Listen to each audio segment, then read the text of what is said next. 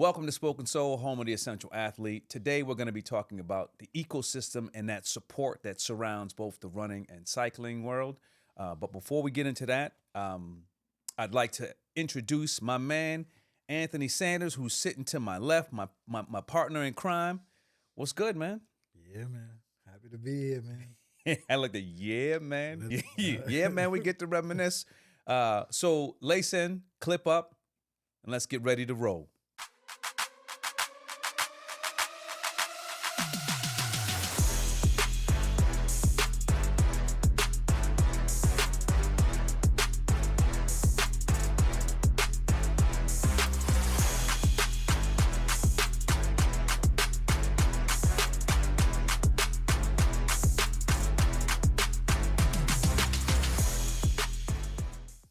All right, so today we're going to be talking about the support and the ecosystem that surrounds these two sports that we are so passionate about.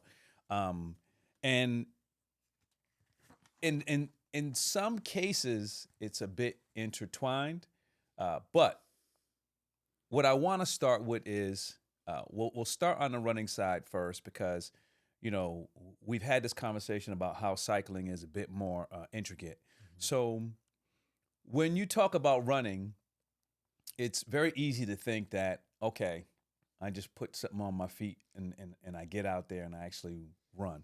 But there's a little more that actually goes into it. Yes. And whether it's just getting out there running for, you know, whether it's your health or just to log a couple miles or it's for a race, there are a couple things that you need to be mindful of when it comes to running. Yes. So for you, let's start with this. What's your essentials that you need before you get out there and put feet to pavement? You know, and I think you said it too. You know, I think there's essentials that I think different people need. And it's funny because there was a person who wanted to start running, and I was having a conversation with them, and I was telling him I had to think about it, and I'm like, wow, there's a whole bunch of different things. So you know, like we've been running, so we're runners. So you know, we have what you need for a short run, a medium distance run, a long run. But I think overall for me, there's a few important things. I mean, you know, my Garmin watch is essential. I mean, that's something that I wear every day. It's my, I would say that's probably my best thing. It tracks everything. You know, your sleep, how many steps, your heartbeat, all of those different things. Especially as I'm aging. So that would be something that's essential for me. Shoes are essential. I definitely got to have my music. You know what I'm saying? Yeah. Like, I'm a music guy. They talk about that run naked stuff. I don't do that. Yeah. Only time I normally do that is if we all run together, and I'll put one in case you guys leave me, and then I gotta go. So, but that, and for me, some sort of belt or whatever else to carry, like my keys and whatever else. Yeah. So those would probably be the essential things for me for running, and then a gel if we're gonna go over 5 miles. Yeah. Just So for the fueling piece. When it comes to running, I mean, it's pretty much all the same for me, with the exception of I need to make sure that I got the right pair of socks on. Okay. Right. Yeah. Right pair of socks. Obviously, shoes. Yeah. For me, depending on the distance is going to determine whether or not I bring a belt. Because, let me rephrase that. Well, it is depending on the distance and the time of year. Yeah. Because if you notice, a lot of times I don't run with hydration. Yeah. So if we're in the spring, fall time, Yeah. I'm good up to 7-8 miles without any hydration. And a big part of that is because I'm very good at hydrating all week. Yeah. Right. So I typically start my day with water. I typically end my day with water. So depending on the distance, I might not have the belt. Now, the watch, the Garmin is essential. I don't see you wear your Garmin all the time. I don't wear a watch. Yeah. So I use the Garmin. while running, and then when I'm done, I take it off. And the music, I'm with you on the music piece. I need the music. I need the music. I mean, there have been a couple times where I get prepped for a run, and I used to run at the office, so I bring on my stuff. I forget the music. Run's canceled. Listen, the run's canceled. I will say, I won't even say as of late. The last couple times I've been running, it wasn't so much that I forgot the music. Yeah. It's that my beats stopped working. And so they didn't stop working until I was actually on the run. Yeah. I was like 3/4 of a mile in, and I was like, do I go back? But then I forced myself to actually go and finish the 4 miles. So for running, I need those things. Those are my essentials, right? Funny story, because we're talking about the ecosystem, and we started with the essentials for just the actual getting out and getting your run piece. But when you start talking about races, and we start talking about the support systems, the organizations that are out there that are part of the ecosystem that is the racing community. Yeah. I know I said funny system, but I'm funny story, but I'm gonna get back to that in a second. What's the first name that comes to your mind when you start thinking about that? But by far, Karen and Susan at Rhode Races. I have to say, well, I'll give an honorary one out to Charlie, because Charlie actually was, when we went to develop We Run This Town, he was actually one of the people that was like, he was a race promoter at that point. Well, he still is, but he was one of the people when we were trying to get information about that he provided us information. But I think from a 360 experience type thing, Rhode Races, Karen and Susan, yes, they do things from a race perspective, but what they do for the communities that they are involved in, those races going, they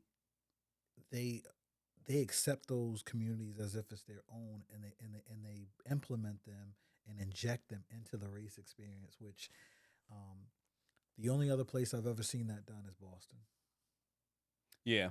You're going to want to actually pull that in a little closer, because what happens is it ends up on both of us. And so you talk and you ain't getting your shine like I'm getting my shine.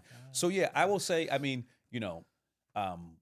first name that comes to mind obviously is Rhode Races. And I want to give a shout out to Rhode Races, to Karen and Susan. We're in 2026. It is their 10-year anniversary. So they've been doing it for 10 years. And funny, now I'm going to get to the funny story. So it wasn't the first half marathon that I ran, but it was the first one that I ran with Rhode Races. And it was the Providence. Providence, yeah. It was the Providence half marathon. And in the last episode, I was talking about how Scott was telling the story of you guys at Lincoln Woods. I think he was actually training for that. That was his first one. Yep, for that first half marathon. And I remember we were all there, and I was in a zone, man. And I was in a zone because I had ran, I believe it was Gary's race. It was either Gary's race or Charlie's race, because they both used to do one in East Providence. And I crushed it, and I wasn't even trying. So I was like, you know what? I'm going to go out on this one. I said, I'm going to kill this one. So I was in a zone. But if you remember, the marathon was late. Yeah. Right? And so we approached the starting line, and I had my music in. I was zoned in. And when they fired that gun, I took off. I was moving. And then I started to notice that the route was a little different. It's like, wait a minute. And then I started looking around, and I noticed that the bib that everyone had was a different color of mine. And it was like at mile 4 or mile 5, there was a lady. She was on the side. She had a sign. And I asked her, I said, hey, is this the half marathon? She says, I don't know. And so I kept running. One of the great things that Karen and Susan do for their races is they have pacers. Yep. And so the pacers hold up the sign, and if you're looking to run a particular pace, Yep. you just run with that person. And so I found one of the pacers, and I asked him, and I'm like, hey, I said, is this the half marathon? He said, no. He said, no, this is the marathon. And I'm like, oh, man. I was like, marathon? I can't run no marathon. He was like, listen. He says, I'm only running 13.1. He says, I'm doing a half marathon. He says, so when we get to the 13.1, he said, I can give you a ride back. He said, so just go ahead, do you, run your race. You know what I mean? And then when we get when I get to 13.1, I'll give you a ride back. So it was funny because as I was running that race, there were a couple of people who tried to convince me to actually run the full. And I was like, nah. But the fact that they had a pacer there, and that I can actually talk to the pacer and he was willing to give me a ride back, that was one of those experiences where that could have been a really bad experience for me. But the fact that, the pacer was there, he offered me a ride back, he gave me a ride back, that was really cool. But yeah, 10 years of putting on these races for Rhode Races. So happy anniversary, Karen and Susan. You guys have been doing a phenomenal job. I know that if I'm running a race put on by Rhode Races, it's going to be a phenomenal experience. The swag is going to be on point. Listen, the festivities afterwards, you talk about the food, you talk about the little massage thing they got going on. All of those things, that are going to be on point when you're dealing with them. Yep. And I'll say too, as runners and as athletes too, it's always about the experience. It's not about, I think some people have come to think that it's about price and it's about this, it's about that. It's about the experience. What does that total experience look like? When, and again, for Rhode Races, and they do a phenomenal job, when you go there, there's always enough porta potties. No, I'm saying those things. I hear you. There's always enough porta potties that's there.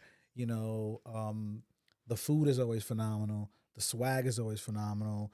The paces are always, amazing.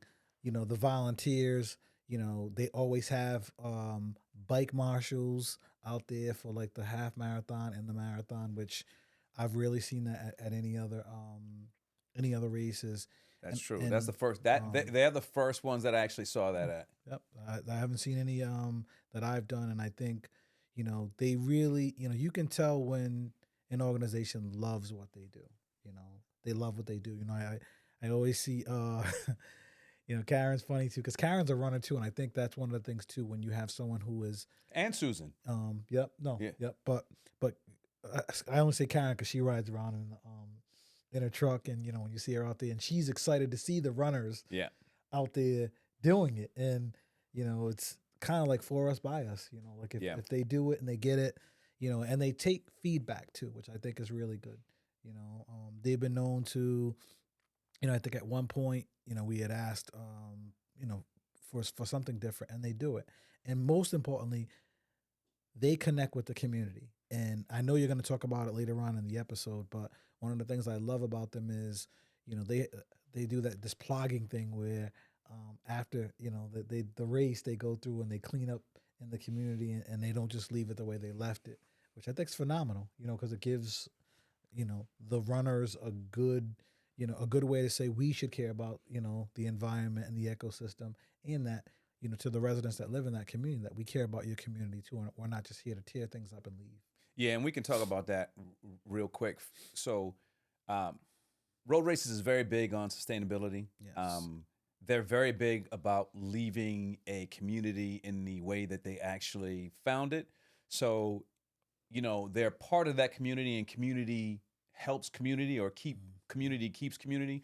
And so they're really good in regards to that. And speaking of Rhode Races and anniversaries, this year is also the 250th anniversary of, I believe, America's independence. Correct.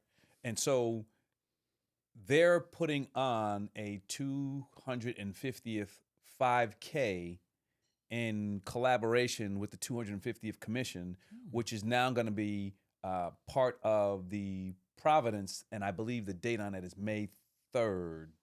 Yes, that's May 3rd. Yeah, Yep, yeah. I'm going to marshal that. So, Yep, it's and May you're 3rd. marshaling that race. I mean, I might show up. So that's one thing we didn't mention. We do marshal for road races, but that's only because based on the experience that we have and the interactions and the relationships that we were able to build, you know, they reach out and say, "Hey, listen, would you mind?" Again, and I look at that from the perspective of the cycling community and the running community coming together. I don't know if I had told you this, but there was a point in time where I had approached a number of cyclists and say, "Hey, listen, you know, we should volunteer for all of these." Yes. Because again, it's building on the community that we're trying to build over here while assisting a community that, you know, we're also a part of.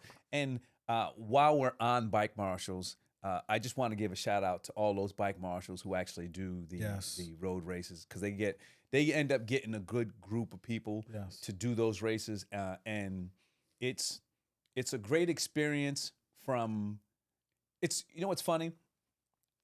It's a great experience from the runner's perspective. It's a great experience from the bike marshal's perspective. Yes. But being able to be on both sides, and then having a runner come up to you and tell you how much you supported them while they were actually running the race, that's pretty cool.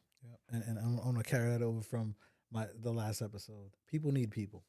Yeah. I might make a shirt with that. People need people.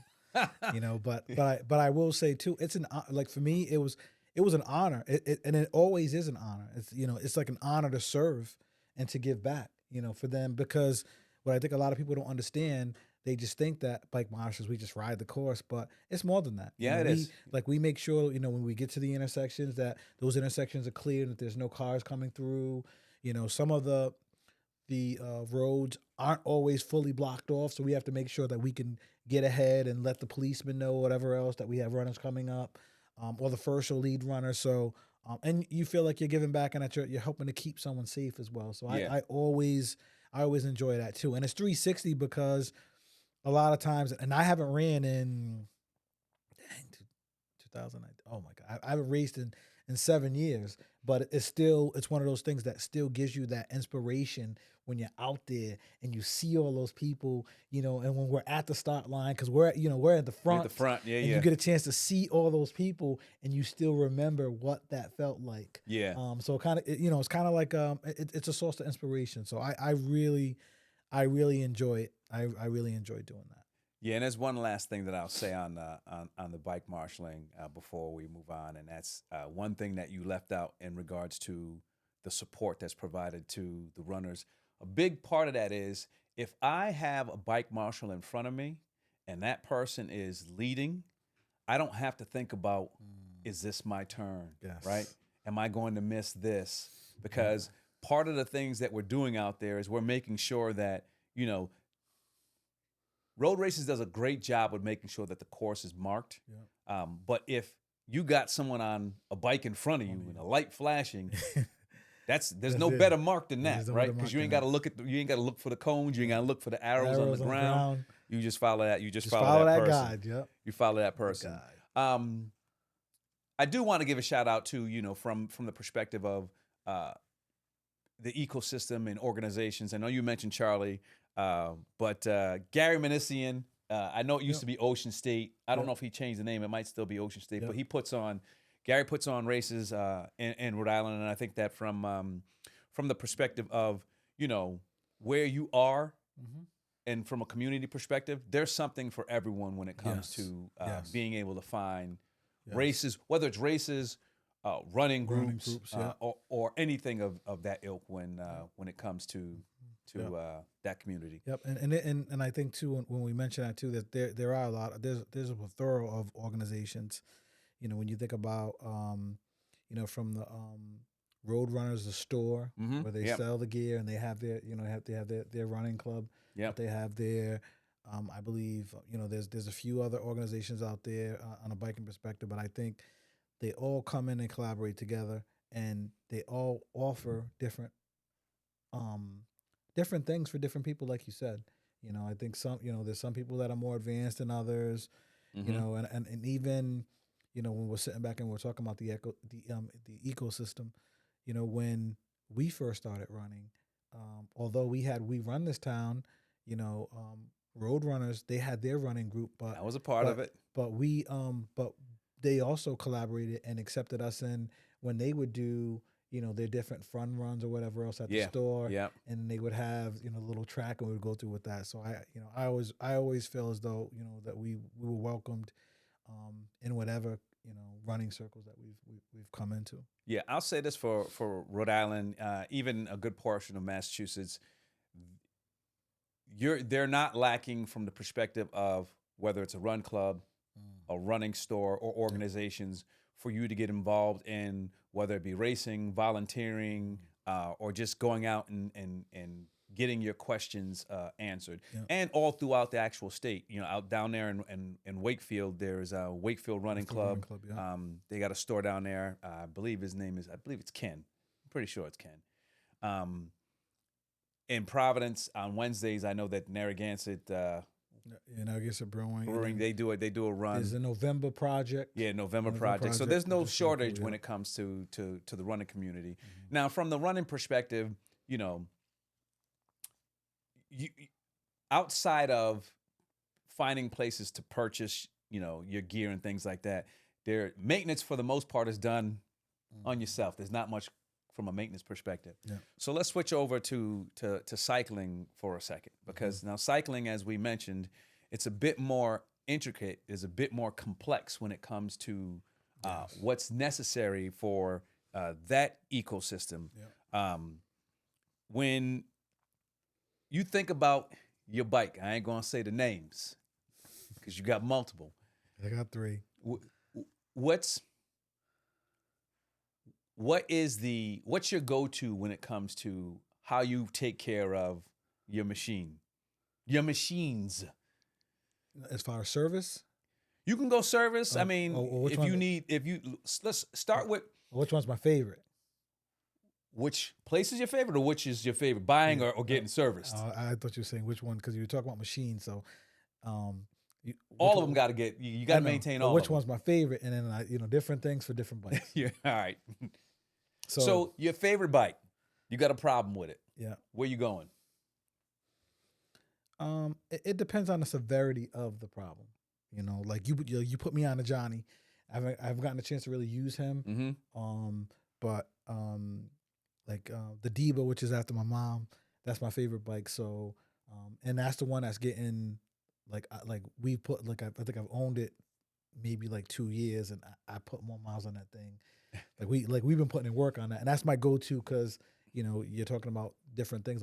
That's my overall. I get speed and I get up to a good amount of distance on that. So if it's basic stuff, I'd probably do the treks, because I haven't really needed anything outside of really, really big. But my goal is I plan to see Johnny, because at some point I do want to thanks to my brother who gifted me some nice wheels. I've started to try to tweak the performance of it. Yep. So I think I need to go a little bit more specialized in that respect if I want to try to get it peak to where it's peak to my body and where I'm at. And when you say specialized, you're not talking about the brand of bike. You're talking about. Listen, you know better.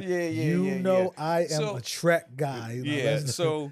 So you mentioned Johnny. Johnny's place, 11 Baker Street in East Providence. If you need to get fit for your bike, Johnny's the place to go. Johnny's the place to go if you need to get, if you need a nice bike fit. Yeah. If there's something that's happening that I can't put my finger on, Johnny's the place to go. Whether it be questions, Johnny's the place to go for me.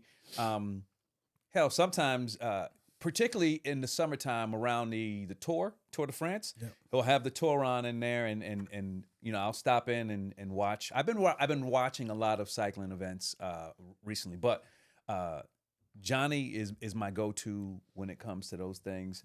And incidentally, during the off season, he does a bunch of training with a number of different cycling groups that many people take advantage of. So from that perspective is Johnny, and I just like going in there because him and whoever's in there, it's always a good time having a conversation with them. And I mean, he gets it. We'll ride bikes.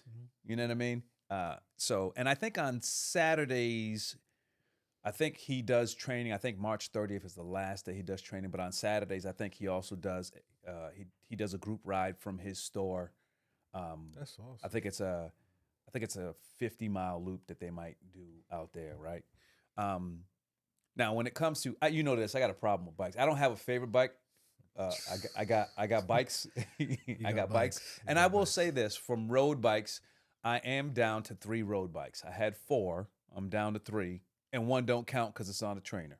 Oh, so then I only have 2 then, because I got 1's on a trainer. Nah, you got 3 bikes. I said I said I'm down to 3. You said 1 don't count because it's on a trainer. But I still said I had 3. Okay, all right. Because you could take that off the trainer and put it on the road. I recall you said I don't count the tank, which is the electric bike. All right. So, but all of those bikes, well, with the exception of the one I don't have anymore, are from Trek. And Trek has a number of locations.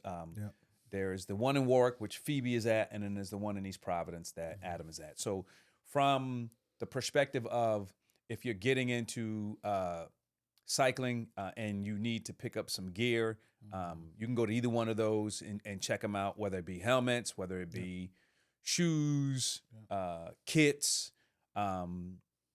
lights, anything from a safety perspective you can actually pick up there. You can get your bike computer, bottles, all of those places, all that stuff. And one of the things, and shout out to them too.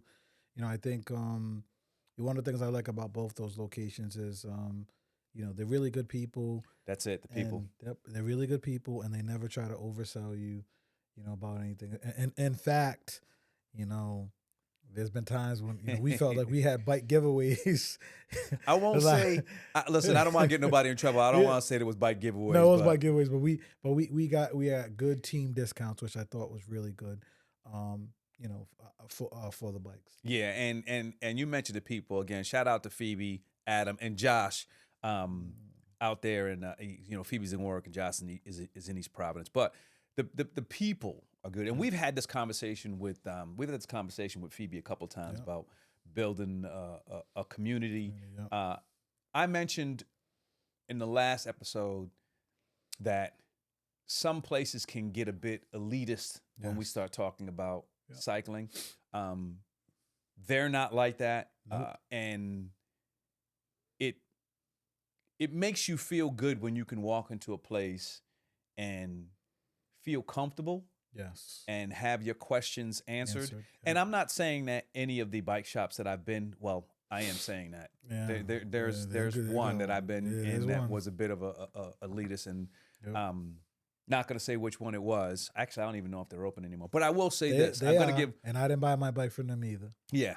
I will say this. I talked about in that first episode about the experience that I had from a particular group ride, and that was Stedman's out in Warwick. I went out to Warwick and had a phenomenal. Yeah, they were awesome too. It was too bad that they closed. No, Stedman's is still open. No, Stedman's is in Wakefield.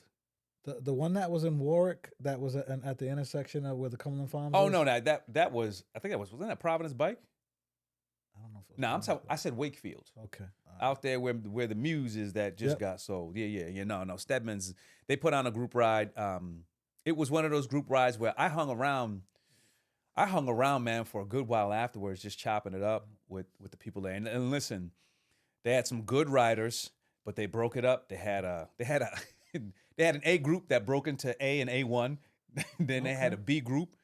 They had a C group, and then they had a just casual group. I mean, they catered to, and that's awesome too. They catered to everyone, and that's awesome too, because that's where you have that collectiveness where everyone feels like there's a place for them somewhere, and that they're not, they're not getting lumped into, we got there and these people just want to go fast, and they're lumping me in the B group, and I'm really a C, and if I get dropped, See, and that's where.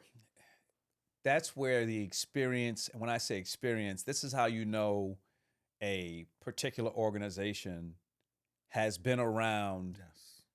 for a while when they're doing it right. Yes. Like that experience at Stedman's. Oh, the other one. So the Narragansett Bay Wheelmen, they've been around for a very, very long time. And we Yes. used to ride with them sometimes in Seekonk, right? Yeah. They got a couple of routes. They got some good routes too. They got some really good routes, and anytime that you roll into a wheelman ride, what they say they're gonna do, they're gonna do. Yep. They're gonna do, and that's structure, and that's important. Structure, yes, and that's important too. Especially when riders. I mean, because sometimes we ride, and I think sometimes people take that for granted. Once you any amount of distance is could be difficult, but once you get past like that, for me anyway, once you get past that 30 miles, like it can be serious. It could be serious. Like anything can happen. It can be serious. Yeah, I'll tell you this: if I'm riding with, so I remember that ride because we did different routes that ride. I ended up doing 60 miles that day, but only I think 50 were with the wheelmen because we started somewhere else when we rolled over there. And I tell you, man, I picked, it wasn't the A1 group, but it was the next group, and they did what they said they were going to do. And after like mile 40, because they were moving, mile 40, I'm like, yeah, y'all got this. I said, y'all got this. But again, they label their stuff and they say, and they do what they say they're gonna do. Structure is important, and who we didn't give props to was NBX bikes. Yeah. NBX bikes happen to be, that was the first, which is now Trek Warwick. That's where I bought my first Trek from, and I know they still have their store. I believe that is in Narragansett. Yeah. But I'll tell you, I bought that bike because I got into triathlons, and Kathy from Tri-Mom, when she knew I wanted to get into triathlon, she said, "Hey, I got this friend Matt. Go down there, see him. Tell him I sent you. Tell him, you want to do, you're trying to do triathlons." I think I had been on my Huffy, my Walmart special hybrid, and I was killing myself on that thing too. And sure enough, I went to see Matt. I told Matt, "Hey Matt, I'm getting into triathlons. That's what I want to do." Again, very honest guy. And true story. I don't know about your first experience, but that was my first experience going into a real bike shop. And when I happened to first walk in, there's like a $12,000 bike. I walked in, saw it, sticker shock, and was like, "Should I just turn around?" But even with them too, when we talk about the local bike shops, one of the things that they did exceptionally well too is I actually got a bike fit for that first bike. I forget the gentleman's name who worked there, but I bought the bike. I hadn't really done anything with the clip-ins. They showed me how to do the clip-in. They fit me. Was it a full professional fit? No, but it was a fit to make sure that it was sized where it was supposed to be, and just good service. And again, and it wasn't. The bike was, it was relatively. It wasn't as expensive as it could have been, but it was what I needed, and they didn't undersell me where they put me in something that I was gonna have to come back a year later. They put me into something that I could grow into, which I appreciated because I still can ride that bike. It's not a trainer, but I could still ride that bike today, and it would still be what I needed it to be for where I'm at. So, shout out to Matt out in Narragansett at NBX. So I got two stories. Well, Matt actually did my bike fit for the red joint, that one that I came up on from Trek in East Providence. So I got such a great deal on that Madone in East Providence that I didn't want them to do anything. I said, "Listen, just take it down, give it to me," because I didn't want them to ask for it back. Yeah. So I took that up to Narragansett, and Matt did actually he did a bike fit for me. He did a bike fit for Sandy. So part of it too, when we're talking about these different support systems around running and cycling, a lot of it has to do with your location. Matt used to have Providence, used to have Warwick, and Narragansett, and when he had the Warwick store, There used to be a guy named Ken that worked there. That might have been a guy. That might have been a guy too who did mine. Yeah. And I went in there, and this was before. I think this was before I actually. This was well before I had the Madone, but I went in there, and I had a Giant at the time, and I remember the Giant. I was in there having a conversation. There was some issues with it, and Ken, he just dropped so much knowledge that it changed the way that I actually ride, and I still use those techniques to this day. But again, I think that's part of the whole thing with, okay, well, when you start talking about structure, you start talking about organizations, you start talking about the people who they actually have within those organizations and they bring in. I think that was a testament to Matt. Another testament to Matt and all of these organizations. So first off, go out and support your local bike shops, your local running stores. Yes. But all of them. So John from It's Just a Hill, which is a cycling group. Yeah. I give it to John, and I got to reach out to John because I know him, but I don't know him. But the stuff that they do from a cycling perspective and a community perspective, like the food drive they do every year around Thanksgiving, they do a bike series that pretty much is all winter. And the goal is to get people to actually ride, and they ride all winter long. But John from It's Just a Hill, he puts on these charity events, and I remember there was one. It was in Lincoln. They started a coffee shop, and Matt came all the way down from Narragansett. Matt also does, I think it's Thursdays. It's either Wednesdays or Thursdays. MBX does a ride from their store. I think it might be Thursdays. We got to get out there. They do the ride, they end the ride at this store, and then they have burgers afterwards. Oh. So yeah. We got to venture out, and I gotta ask you too, because you talked about that bike. Is that day that we were all buying those bikes? Yeah, that may have been the day I bought that Diva. It is. Too. So and the funny thing is, I wasn't trying to buy no bike. Me neither. I was in there, and it was after a ride, and we were just kicking it, and you were doing your thing over there. I didn't even know what you was doing. And then Jose, shout out to Jose Sanchez, he walked over and he gave me this little receipt, and he said, "That's how much that bike costs." And I looked at it and I said, "You're kidding." He said, "Yeah." And I said, "Adam, this real?" He said, "Yeah." I said, "Wrap it up." I said, No. Take it down. Take it down. Just take it down. I'll take it. No, you ain't got to do no maintenance. We probably bought like 4 bikes, because I didn't even intend that. I had 2 bikes at that point. Yeah, because I had the 3 times black.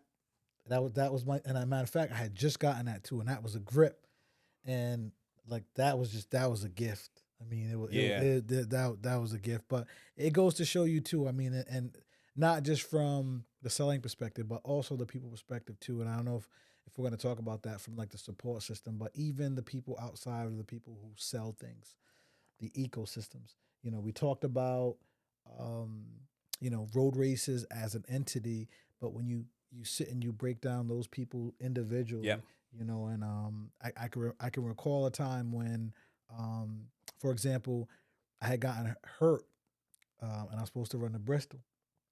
And, I reached out to Karen, and I was like, "Hey, I got hurt. I want to defer, just want to defer my thing." No problem. And, Susan was like, "Hey," she's like, "Didn't you just start a business?" And I was like, "Oh, yeah." She's like, "Why don't you, would you like to come down and, and vend at, at the race, just to kind of get, your business, some exposure?" Yeah. I was like, I never thought about it. Like, "Oh, hey, sure," And again, just people trying to help people out and knowing that other people are doing different things, and just to try to connect, I think is incredible. I think we have some other people out there, and I might be jumping the script, but, like Marianne and Skip, Donnelly, which I know we're going to talk about them, just people who are just great people, like just great, like phenomenal athletes. Yeah.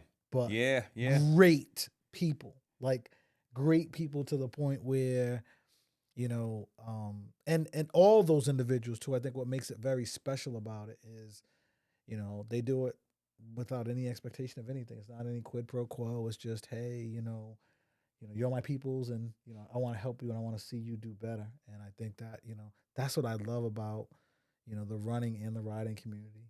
Yeah. And Like it's just that's phenomenal. that's those relationships, man.